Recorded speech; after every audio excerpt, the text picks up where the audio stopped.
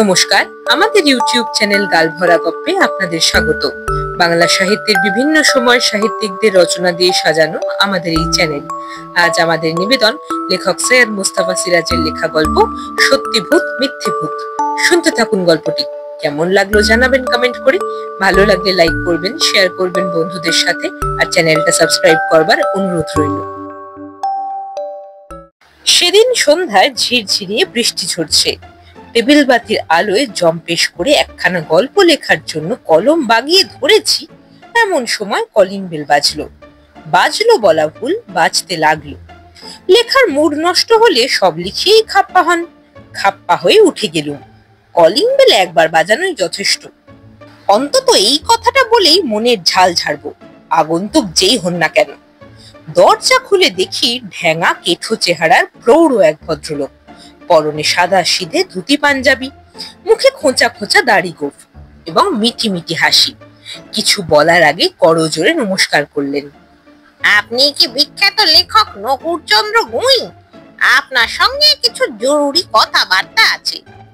বিখ্যাত কথাটায় প্রশংসা ছিল, আর প্রশংসা শুনলে কোন লেখক না খুশি হন। আমিও খুশি হলুম বই কি। অমন করে বেল বাজানোর কৈফিয়ত চাইতেও ভুলে গেলুম। তাছাড়া জরুরি কথাবার্তার ব্যাপারটাও আশাব্যঞ্জক। ভদ্রলোক নিশ্চয়ই কোনো প্রকাশক। তাই খাতির করে বললুম, আসুন আসুন, ভেতরে এসে বসুন, তারপর কথাবার্তা হবে। ভদ্রলোক ঘরে ঢুকে সোফায় বসলেন। তারপর হাই তুলে বললেন, আপনি তো ভূতের গল্প লেখেন। আমি একটু হেসে বললুম, হ্যাঁ, মাঝে মাঝে ওই দু চারটে লিখি। তা আপনি কি? ভদ্রলোক আমার কথায় বাধা দিয়ে বললেন, আমার কথা পরে হচ্ছে, আগে আমার প্রশ্নের জবাব দিন। এবার একটু অবাক হয়ে বললুম, কি আপনার প্রশ্ন? ওই যে বললাম আপনি ভূতের গল্প লেখেন, কিন্তু কথাটা হলো আপনি যে ভূতের গল্প লেখেন, আপনি কি কখনো ভূত দেখেছেন? বিরক্তি চেপে বললুম, লেখকরা যা লেখেন কল্পনা করেই লেখেন। ভূতের গল্প লিখতে হলে সচক্ষে ভূত দেখতেই হবে, এটা কোনো যুক্তি নয়। তার মানে আপনি বানিয়ে বানিয়ে লেখেন, সুতরাং আপনি মিথ্যে কথা লেখেন। আপনি একজন মিথ্যুক। খাপ্পা হয়ে বললুম, কি যাতা বলছেন আপনি? ভদ্রলোক বাঁকা হেসে বললেন, হ্যাঁ, ঠিকই বলেছি। আপনি জানেন চীনে ভূতের গল্প লেখা মানা, লিখলেই জেলে ঢুকিয়ে দেয়। শুধু তাই নয়, জেলে ঢুকিয়ে মেথরের কাজ করিয়ে ছাড়ে। চীনে কি হয় তা নিয়ে আমার মাথা ব্যথা নেই। আর দেখুন, আমার সময়ের দাম আছে, আপনি আসুন। ভদ্রলোক আমাকে গ্রাহ্য করলেন না, বললেন, হ্যাঁ, ঢুকে যখন পড়েছি তখন সহজে বেরোচ্ছি নে। অন্তত একটা চূড়ান্ত বোঝাপড়া যতক্ষণ না হচ্ছে। গলার স্বর আর কথা বলার ভঙ্গিতে একটু দমে গিয়ে বললুম, কি মুশকিল, বোঝাপড়াটা কিসের? ভূতের ব্যাপারে। বুঝলাম না। আপনি মানে আপনার মতো যারা ভূত নিয়ে গল্প লেখেন, তারা কেউই ভূত দেখেননি, অথচ ভূত নিয়ে গল্প লেখেন। আপনারা মিথ্যুক। আপনাদের চীনা শাস্তির ব্যবস্থা করা উচিত। বেশ, গভর্নমেন্টকে বলুন ব্যবস্থা করতে। গভর্নমেন্টকে বলে হবে না। ভদ্রলোক পকেট থেকে নস্যির কৌটো বের করে এক নাকে এক টিপ নস্যি গুঁজলেন। তারপর বিকট একখানা হাঁচি হেঁচে বললেন, আচ্ছা আচ্ছা, ভূতেদের না দেখে না।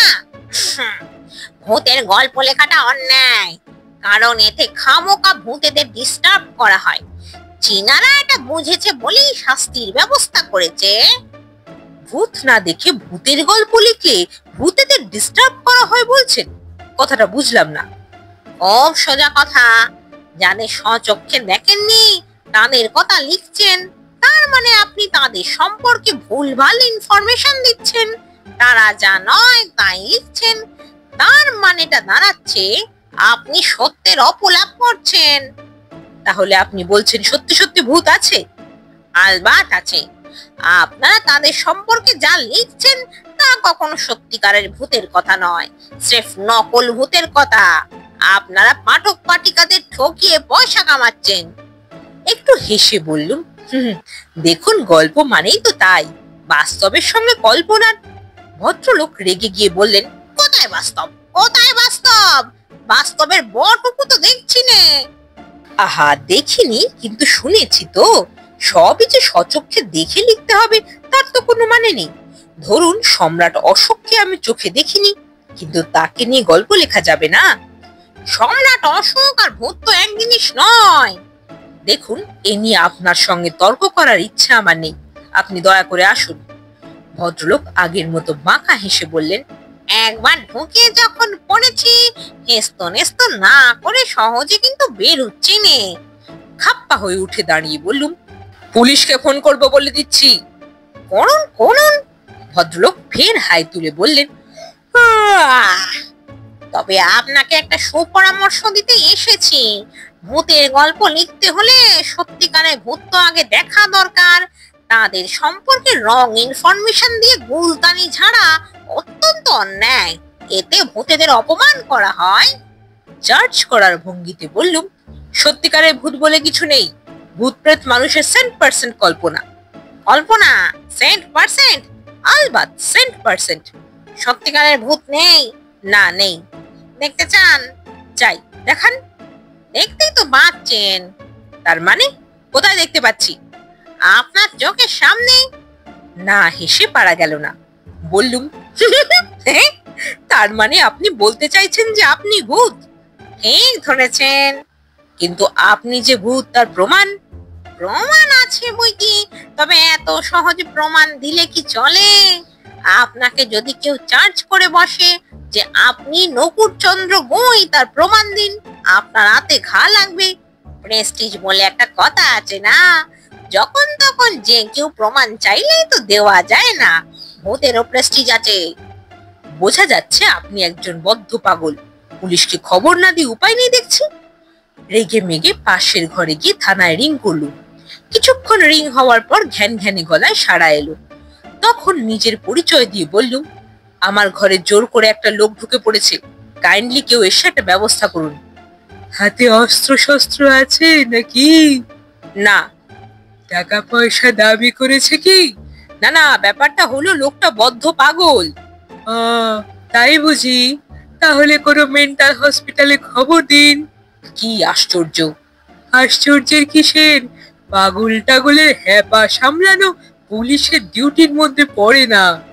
কাইন্ডলি আগে কথাটা শুনুন। বলুন। লোকটা বলছে সে একজন ভূত।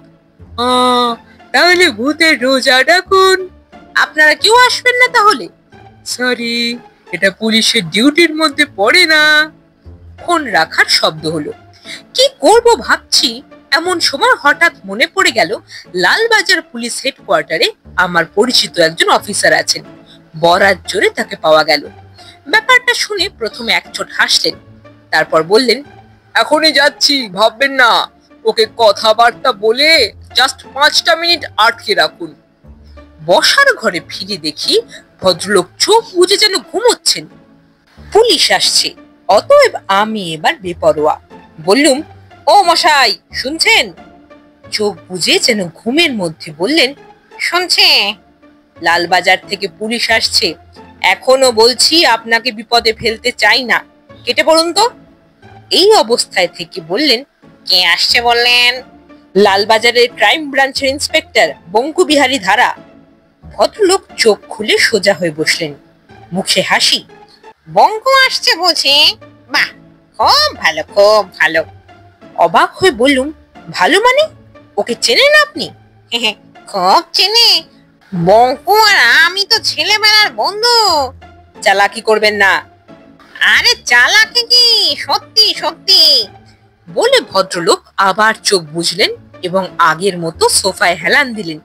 ঘুম জড়ানো গলায় স্বগতোক্তি করলেন, সারা রাত সারা দিন মাইকের চোটে ঘুমোতে পারিনি, বড্ড ঘুম আসছে। মিনিট 2 পরে কলিং বেল বাজলো। এত শিগগির এসে পড়লেন মিস্টার ধারা?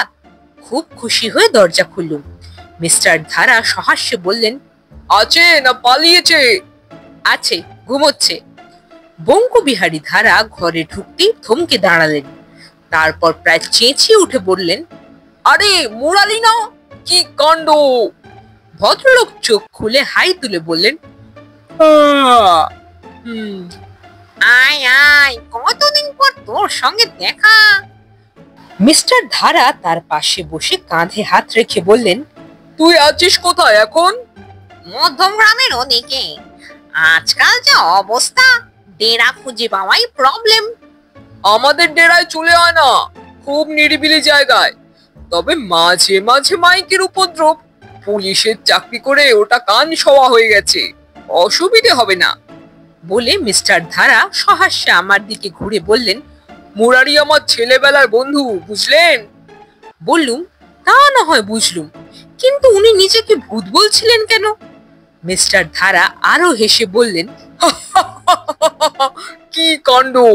ভূত নিজেকে ভূত বলবে না তো কি মানুষ বলবে? বলে মুরারি বাবুর দিকে ঘুরলেন। তবে মুরারি, কাজটা কিন্তু ঠিক করনি। খামোকাই নিরীহ ভদ্রলোককে জ্বালাতে না এলেই পারতে। মুরারি বাবু চোখ কটমট করে বললেন, এসেছে কি সারে, উনি ভূতেদের ব্যাপারে রং ইনফরমেশন দিয়েছেন। সচক্ষে ভূত না দেখে, ভূতেদের ব্যাপার স্যাপার না জেনে একরাশ মিথ্যে কথা, অসহ্য। বঙ্কু, তোমার উচিত এর একটা বিহিত করা।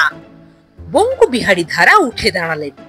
আরে যাকগে মরুকগে, বিহিত করে হবেটা কি? এতদিন সচক্ষে ভূত দেখেননি, এবার দেখলেন। ব্যাস, এবার থেকে আর বানিয়ে লিখবেন না। নাও চলো, তোমার ডেরায় যাওয়া যাক। বাপস, ডেরা খুঁজে পাওয়া যে কি প্রবলেম হয়েছে আজকাল। কোঅপারেটিভ হাউজিং করলে মন্দ হয় না বড়।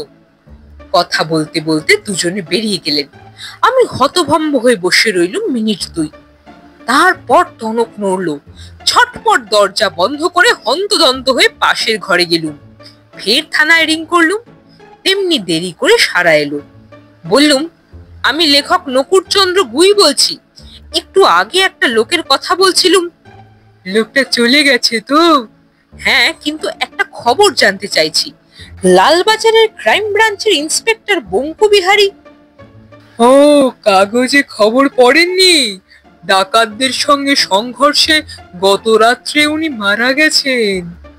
এই পর্যন্ত শুনেই ফোন নামিয়ে রাখলুম। তারপর নাক এবং কান দুটো মোলে প্রতিজ্ঞা করলুম, আর কখনো ভূতের গল্প লিখবো না, লিখবো না, লিখবো না। শুনছিলেন লেখক সৈয়দ মুস্তাফা সিরাজের লেখা গল্প সত্যি ভূত মিথ্যে ভূত। কেমন লাগলো গল্পটি জানাবেন কমেন্ট করে। ভালো লাগলে লাইক করবেন, শেয়ার করবেন বন্ধুদের সাথে, আর চ্যানেলটা সাবস্ক্রাইব করতে ভুলবেন না। তাহলে অপেক্ষা থাক পরবর্তী গল্পের জন্য।